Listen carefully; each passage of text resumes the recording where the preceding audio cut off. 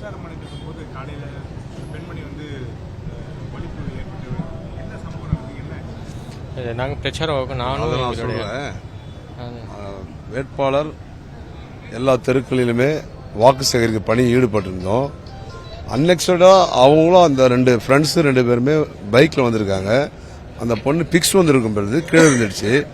உடனே வேட்பாளர் நாங்கெல்லாம் இறங்கி அந்த பொண்ணு அவர் டாக்டர் என்பதால் முதல் உதவி செய்யக்கூடிய வாய்ப்பு எங்களுக்கு தெரிந்ததை விட அவருக்கு தர பல பேர் அந்த சாவி இரும்பு சம்பந்தமானதை எடுத்துட்டு போனா கூட டாக்டர் வேட்பாளர் வந்து அதெல்லாம் கொடுக்கக்கூடாது அப்படின்னு சொல்லி எடுத்து மடியில் சாய்ச்சி உடனடியாக அருகாமையில் இருக்கின்ற கேஎம் ஹாஸ்பிட்டலுக்கு கொண்டு போய் அதை அட்மிட் பண்ணி திருப்பி நாங்கள் நேரடியாக அந்த பொண்ணை போய் பார்த்து டாக்டர்கிட்ட என்னன்னு கன்சல்ட் பண்ணிட்டு மருத்துவ சிகிச்சை என்ன கொடுத்துருக்கீங்கன்னு சொல்லி உடனே போட்டு அந்த பொண்ணு சேஃபாக இருந்தது.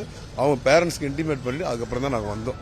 ஸோ அதனால 1 மணி நேரம் நாங்கள் எங்களுடைய வாக்கு சேகரிப்பு தடங்கல் பட்டாலும் ஒரு உயிரை காப்பாற்றுன்ற ஒரு எண்ணத்தில் அந்த குழந்தைக்கும் அந்த இடத்துல பார்த்தீங்கன்னா ரொம்ப ரேர்.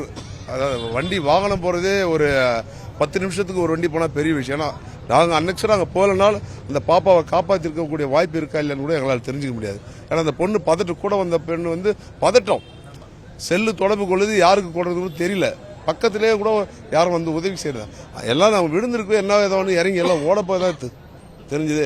ஒரு மனநிறைவாக எனக்கு எங்களுக்கு பிரச்சாரம் தடங்கல் பட்டால் கூட அந்த அவங்கள சந்திச்சு மருத்துவமனைக்கு எடுத்துன்னு போய் அவங்கள அனுமதித்து டாக்டர் சந்திச்சு சிகிச்சை உயர் சிகிச்சை செய்வதற்கு அனைத்து ஏற்பாடும் பண்ணிட்டு பிறகு தான் அதுக்கப்புறம் பிரச்சாரத்தை தொடங்கணும்.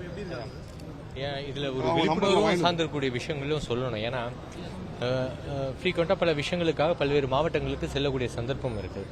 அப்படி இருக்கும்போது பார்த்தீங்கன்னா ரோட்டோரம் இப்படி வந்து பைக்கில் டிராவல் செய்யும்போது நிறைய சம்பவங்கள் இது போன்று நடந்திருக்கு. இப்போ சமீபத்தில் கூட சாந்தோமில் பார்த்தீங்கன்னா ஃப்ரெண்ட்ஸு பின்னாடி ஒருத்தர் பைக்கில் இருக்கும், அவருக்கு வலிப்பு ஏற்பட்டுச்சு. ஓகேங்களா, இதில் வந்து சுற்றி இருக்கக்கூடியவர்களுக்கு என்ன செய்வது என்று தெரியாத ஒரு நிலையில் இருப்பாங்க. அந்த பையன் பார்த்தீங்கன்னா போஸ்ட் இக்டல் ஸ்டேட்னு சொல்லுவோம். ஒரு ஃபிட்ஸ் வந்ததுக்கப்புறம் போஸ்ட் இக்டல் ஸ்டேட். அந்த பையன் ரோடோரமாக ஓடிக்கிட்டே இருந்தார். இந்த பொண்ணை பொறுத்தவரையில் பார்த்தீங்கன்னா அன்கான்ஷியஸாக தான் இருந்தாங்க. இவங்க வலிப்பு ஏற்பட்டிருக்கு, கான்ஷியஸ் லெவல் இவங்களுக்கு ரொம்ப கம்மி. அந்த பையன் பொறுத்தவரையில் பார்த்தீங்கன்னா ரோடோரமாக ஓடிட்டு இருந்தார் அவர். இதெல்லாம் போஸ்ட் இக்டல் கன்ஃபியூஷன் சொல்லுவாங்க. ஏன்னா எம்பிபிஎஸ் எம்டின்ற முதல்ல நான் சொல்கிறேன், இது ஒரு மிகப்பெரிய விழிப்புணர்வாக இருக்கும். இந்த மாதிரி வந்து வலிப்பு ஏற்படக்கூடியவர்களுக்கு முதல்ல நம்ம செய்ய வேண்டியது என்னவென்று சொன்னால், கையில் இரும்பு சார்ந்திருக்கக்கூடிய பொருட்கள் எதுவுமே கொடுக்கவே கூடாது. ஏன்னா இரும்பு சார்ந்தது கீ, அதுக்கப்புறம் சில பேர் ராடு கொடுப்பாங்க. இதெல்லாம் வைத்து என்ன செய்வாங்கன்னா அவங்கள இன்ஃப்ளிக்ட் பண்ணிப்பாங்க ஊன்ஸை. அதனால முதல்ல அவங்கள செக்யூர் பண்ணணும். அவங்க கையில் இந்த மாதிரி பொருட்கள் கண்டிப்பாக கொடுக்கக்கூடாது.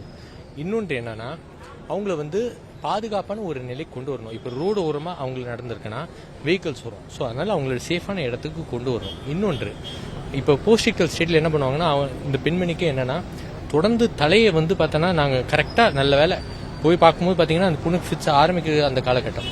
ஸோ அதுக்கப்புறம் பார்த்தீங்கன்னா சிவியர் ஆச்சு. ஸோ அந்த காலகட்டத்தில் என்னன்னா தலையை ஹெட்டை வந்து பேங்க் பண்ணுவாங்க தலையில். ஸோ அப்படி பேங்க் பண்ணும்போது இந்த ஃபிட்ஸ்னால அவங்களுக்கு ஒன்றும் ப்ராப்ளம் இல்லை. அதனால என்ன ஆகும்னா பிரெயின்குள்ளே வந்து பார்த்தோன்னா நம்மளுக்கு ஹெமரேஜ் ஏற்படும். அதனால அவங்களோட ஹெட்டை பொறுத்தவரையில் நம்ம வந்து செக்யூர் பண்ணணும்.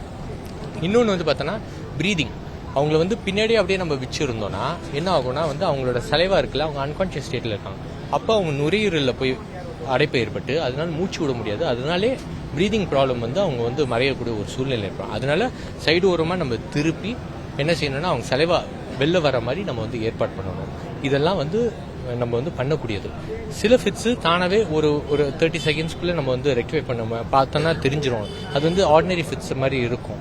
ஆனால் இங்கே காலையில் பார்த்தது பார்த்தீங்கன்னா இது வந்து கிளானிக் டோனிக்ன்ற அடிப்படையில் என்டையர் உடம்பே. அதனால இது வந்து நம்ம வந்து ஜஸ்ட்டு அது செல்ஃப் லிமிட்டிங்காக இருக்காது. ஹாஸ்பிட்டலுக்கு உடனே கூட்டிகிட்டு போகணும்.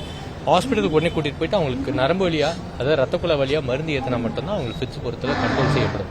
அதனால பொதுமக்களை பொறுத்தவரையில் இதெல்லாம் வந்து கடைபிடிக்க வேண்டியது. இன்னொன்று, அறியாமல் தான் என்ன பண்ணுவாங்கன்னா, விழிப்பு ஏற்படணுன்றதுக்காக தண்ணி எடுத்து முகத்தில் அடிப்பாங்க. ஆக்சிடென்ட் ஏற்பட்டாலும் யாருக்கு ஆக்சிடென்ட் இருக்கும் தயவு செஞ்சு அது மட்டும் பண்ணிடாதீங்க. தண்ணி எடுத்து முகத்தில் அடிக்கிறதுனால மூக்குக்குள்ளே தண்ணி ஓடிடும். இல்லை என்ன பண்ணுவாங்கன்னா, நிறைய பேர் ஆக்சிடென்ட் ஆகிட்டு கூட என்ன பண்ணுவாங்கன்னா தண்ணி வாயில் ஊற்றுவாங்க. அப்படி பண்ணக்கூடாது. அன்கான்ஷியஸ் ஸ்டேட்டில் தண்ணி வாயில் ஊற்றினா ஆஸ்பிரேஷன் ஆகிடும், நிமோனியா ஏற்படும். அதுக்கப்புறம் ஒரு 10 நாள் கழித்து பார்த்தோன்னா அவங்க வந்து நுரையீரலால் அவங்க மாண்டு கொள்ளக்கூடிய ஒரு சூழ்நிலை ஏற்படும். ஸோ இதனால் தண்ணியை முகத்தில் தெளிக்கிறது, தண்ணியை வாயில் ஊற்றுறது, இந்த மாதிரி எந்த விஷயமும் பொறுத்தவரை பொதுமக்கள் பண்ணக்கூடாது. நம்ம கண்ணு முன்னாடி இப்படி நடந்தால் நம்ம செய்யக்கூடிய முதல் ஹெல்ப் என்னென்னா சுற்றி அவங்களுக்கு ஏர் விடணும். ஒரே ஒருத்தர் அவங்கள வந்து பொறுத்தவரை ஒரு 4-5 பேர் அவங்க என்ன பண்ணணும்னா தலையை செக்யூர் பண்ணணும், ஒரு சைடு ஓரமாக அவங்களோட வாயை வைக்கணும், சலைவா ஊசாகிறதுக்கு. டங் பைட்டிங் ப்ரிவென்ட் பண்ணுறதுலாம் அது அட்வான்ஸ்டான விஷயங்கள், அது ஆர்டினரி பர்சன்ஸால் பண்ண முடியாது. மற்றபடி ஹெட்டை ப்ரொடெக்ட் பண்ணணும், அவங்கள ஹாஸ்பிட்டலுக்கு உடனே கூட்டிகிட்டு போகணும். இதுதான் செய்யக்கூடிய வேலை. தொடர்ந்து பிரச்சாரம் பண்ணிட்டே இருக்கிறீங்க. உங்களுடைய நாடாளுமன்ற தொகுதியில் உட்பட்ட 6 சட்டமன்ற தொகுதியுமே வந்து திமுக எம்எல்ஏக்கள் தான் இருக்காங்க. அவங்களுடைய செயல்பாடுகள் மக்கள் என்ன சொல்றாங்க, அவங்களுடைய செயல்பாடுகள் எப்படி இருக்கு, மக்களுடைய குறைகள் என்னவா இருக்கு? அவங்க ஒட்டுமொத்தமாக 2021 சென்னையில் வந்து எம்எல்ஏக்கள் வந்தார்கள் என்று சொன்னால் ஒவ்வொரு இடத்திலும் அவர்கள் சொல்லியிருக்கக்கூடிய பொய் வாக்குறுதிகள்.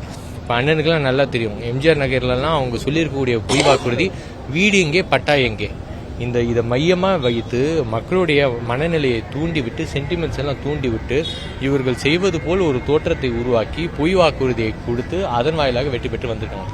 இதுவரையில் எந்த நடவடிக்கையும் அது சார்ந்து அவங்க எடுக்கல. ஸோ மக்கள் காத்து கொண்டு இருக்காங்க. இந்த மாதிரி நான் சொன்னது ஒரு இன்சிடென்ட். இந்த மாதிரி ஒட்டுமொத்தமாக பார்த்தீங்கன்னா இப்போ வேலைச்சேரினா வேலைச்சேரியை நான் ஆஹா ஓஹோ பண்ணிடுவேன்னு சொல்லி தான் வந்திருக்காங்க. எந்த நடவடிக்கையும் ஒரு விசிட் கூட இது வரைக்கும் பண்ணதில்லை. இப்போ தான் எலெக்ஷன் சார்ந்து விசிட் பண்ணியிருக்காங்க. ஸோ ஒட்டுமொத்தமாக நம்முடைய சென்னையை பொறுத்தவரையில் எம்எல்ஏக்கள் தொடர்ந்து பொய் வாக்குறுதிகளை கொடுத்து அது மூலமாக இவங்க வந்து பதவிக்கு வந்திருக்கிறார்கள். அது குறித்து எந்த நடவடிக்கையும் இவர்கள் எடுக்கவில்லை. மக்கள் பொறுத்தவரை தெளிவாக எம்எல்ஏ பொறுத்த வரைக்கும் எந்த நடவடிக்கையும் எடுக்கலன்னு சொல்லிட்டாங்க. ஸோ அவங்களுக்கும் தக்க பாடம், திமுகவுக்கே தக்க பாடம் புகட்டுகின்ற வகையில் அவங்க நாடாளுமன்ற தேர்தலில் மக்கள் வாக்களிக்க தயாராகிவிட்டார்கள். செய்திகளை உடனுக்குடனும் துல்லியமாகவும் தெரிந்து கொள்ள சப்ஸ்கிரைப் பண்ணுங்க.